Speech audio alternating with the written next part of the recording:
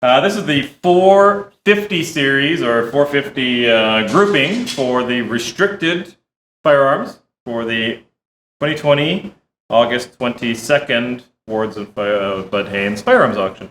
So starting off with Alpha, we have 1911. Now this is a U.S. Army stamped one on the 1911 U.S. Army, dated 1943. Military finish on it. Plastic grips. You can see the markings on there. The photographs are better to see the markings anyhow.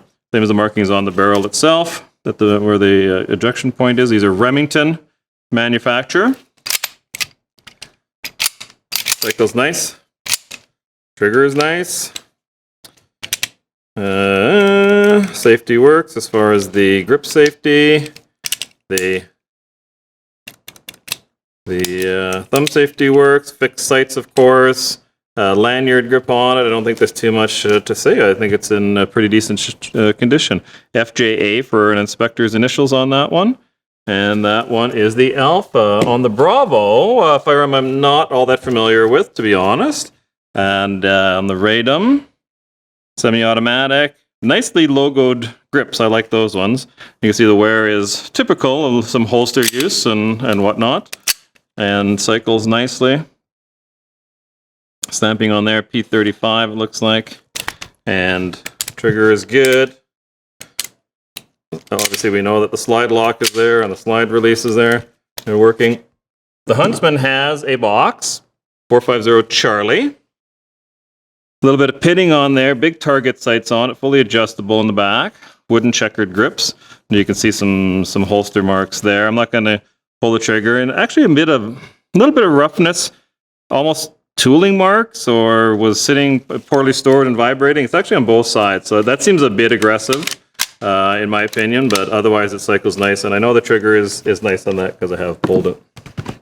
450 Delta, two-tone semi-automatic, Sig Sauer on the 226R Combat they call it, and it actually has a Crimson Trace laser which is operated by both sides, and it's click on, click off, and that's on both sides. Click on, click off. Nothing too surprising on that one. It's got probably, I would consider it to be reasonably low miles. So one that was bought and taken to the range and had some fun with, but certainly not abused. Doesn't even have a lot of holster wear, maybe a little bit, if any, to be honest. Just a decent little low use piece. That's Delta Echo on the Gold Cup, also in surprisingly good condition on the Gold Cup. A match, national match, well labeled there, stainless steel. Both sides, Series 80, and the adjustable rear sights, nice big fat blade sight. You can see you got a skeletized adjustable stop trigger there, checkering on the mag release, some texture tape on the front strap, straight mainspring housing, not checkered, it just has slots on it. It does have the one magazine that is got the rubber bumper pads, and you can see the checkered funnel, mag funnel. And that's just an add-on part. I don't know if it's attached to the spring housing or not. But it does not have a bunch of use on it either. You know, it's just too tight, too clean, too unworn to think that it's had a whole lot of use on it. There's a little bit of we'll call it tooling marks for lack of a better word, because it's not just fingerprints, just 2 or 3 little dabbles on there, and otherwise a very nice. Really nice trigger on this one. I remember that one from before. So kind of what you see is what you get on that one. On the Kodiak, I like this one because, of course, does not have a fluted cylinder. It does have a cylinder ring, so we're not going to be afraid to cycle that a little bit. Stainless steel, satin, I guess. It's not overly satin, but it is a satin, I'm sure. Colt branded soft touch grips, and the trigger is quite nice. I mean, it's better than quite nice. Let's not kid ourselves here. And very impressive piece there. Well described or emblazoned with the Colt Kodiak, and adjustable rear sights.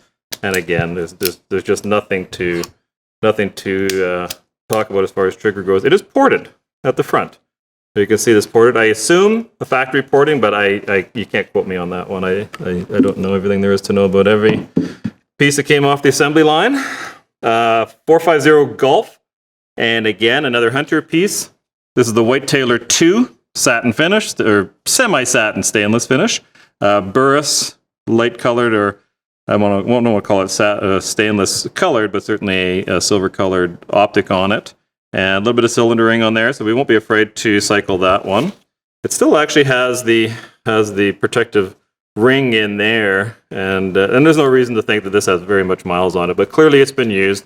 There is a little bit of evidence of some residue in there that could be cleaned better, but let's face it, most people take them out and they don't clean them that well.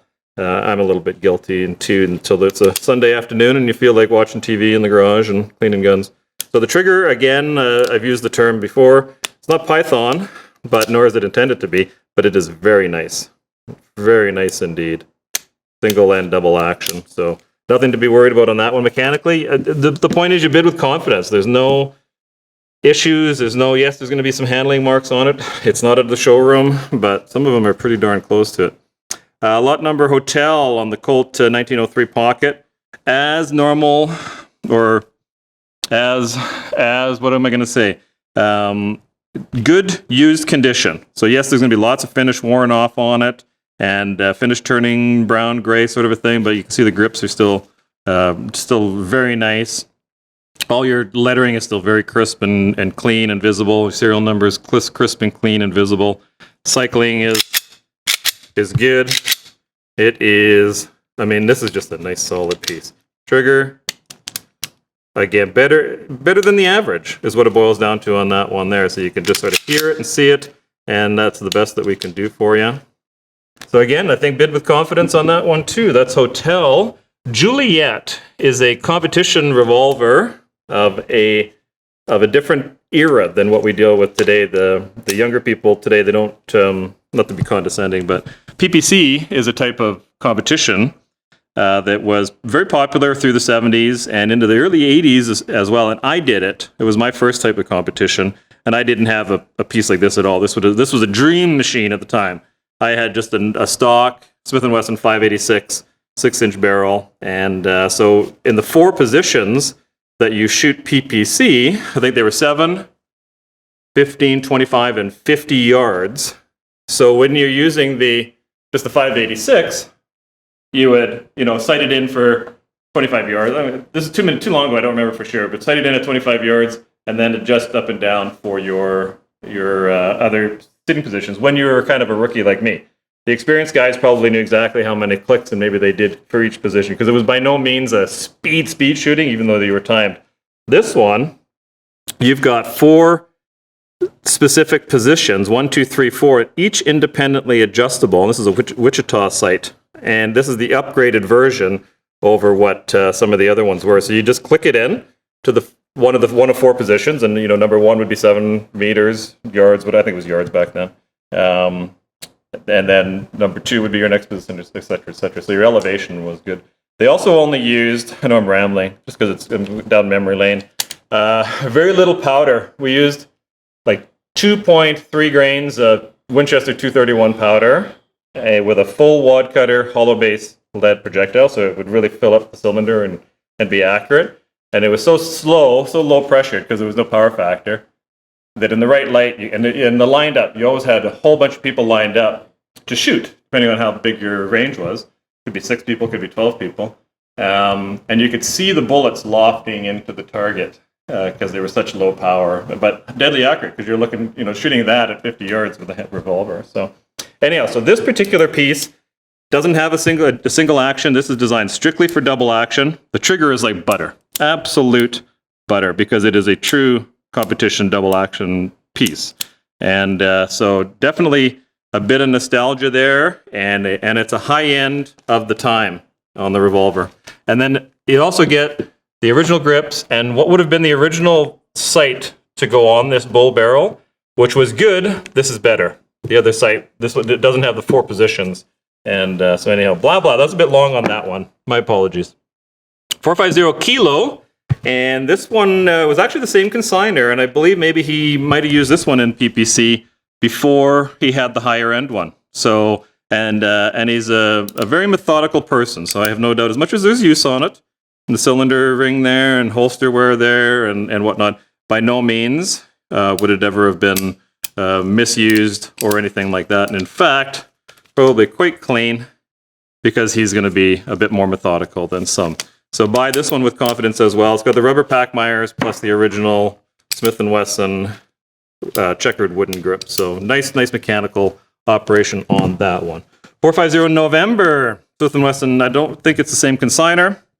Still has the box and a little bit of holster wear. Normal, nothing I can say too much on this one, I don't think, because again, we're dealing with better than expected quality as far as the collection goes. You know, your double action is nice and crisp. Your indexing is good. Luckham, you know, is that a little bit loose? You might argue. I think that's probably well within the standard, and certainly not something that I would be as a gunsmith saying, "Oh, I'm concerned." No, that's just pretty normal stuff. That's only a 22, so it doesn't get a lot of pressure use. Mike, Smith & Wesson Model 29-2. That would be your basic Dirty Harry thing, which is on me. Dirty Harry. And to talk about a classic. Model 29 comes with this holster that I am wearing. The Model 29, a little bit of holster wear on it, and considering obviously it was used in a holster, there is very little bluing gone on that one. Has a cylinder ring on it. And mechanically, this is, well, you can tell I've been playing with it. I'm wearing the friggin' thing. And they're a heavier trigger because they are, of course, a 44 Magnum, big, heavy cartridge. It's got to set off, larger primer. Not that really matters. They're both the same, but it's still very smooth. It is exactly what you would expect. You know, the point being, buy with confidence.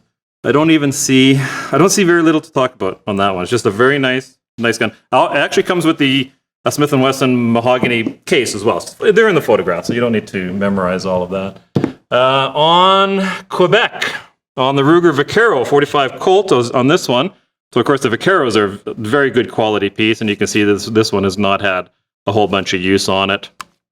And you know, it's going to be good trigger, good indexing, good lockup. You know, nothing to be concerned about is the bottom line. Yes, it's had a little bit of use, a little bit of markings on the grips there, but nothing to speak of. Again, nothing that we need to point out. This monster here, the Model 500 Smith & Wesson, factory ported there. This comes with a bit of a shoulder holster too. It's just sort of more of a loop across, and I don't know if I think it goes like this or whatever. Just a big, heavy, a lot of fun. I think it goes without saying that it doesn't have a lot of miles on it because, you know, you get tired shooting something like this. This is not a first-time shooter gun, and so I think it's safe to say that it does not have a bunch of miles on it. Fully adjustable rear sight. A little bit of a cylinder ring on there, but as you can see, virtually no markings on it. It's got the original plastic case. Again, you'll see in the photographs, so you'll know that you know, it's not been bounced around sitting in some cardboard box under the bed. It's been sitting in that case. So a very nice piece there.